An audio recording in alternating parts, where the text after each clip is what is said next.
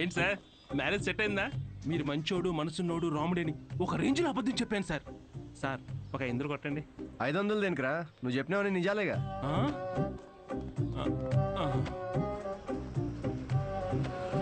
Thank you very much.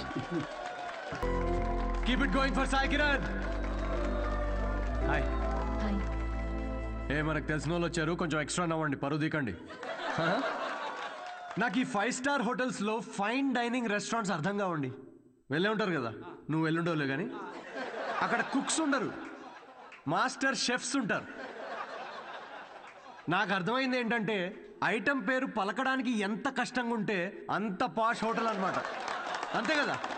First waiter వస్తాడు. Sir, would you like to have some baked feta, suma carpaccio, grilled aubergine, eggplant aviole? ఏంటి ఒక 5 minutes తర్వాత రావా? నువ్వు చెప్పింది by heart చేసుకొని మళ్ళీ పిలుస్తాను. 5 మినిట్స్ తర్వాత మళ్ళీ వస్తాడు. Sir, what would you like to have? I will have 3rd page 4th item. మనం ఎక్కడ పలుకుతాం అవన్నీ. ఫైనల్గా 1 గంట తర్వాత ఆ ప్లేట్లో ఇలా ఒక బుట్టతో పాముని కవర్ చేసి తీసుకొచ్చినట్టు తీసుకొస్తారు. ఏంట్రా ఐటమ్ అని చూస్తే ఇట్స్ వంకాయ కూర గైస్. ఇట్స్ బ్లడీ వంకాయ. నాకు మండింది. నేను వెయిటర్ పిలిచారా, ఇట్రారా, నువ్వు ఇట్రా. ఏంటిది వంకాయ? Yes, sir.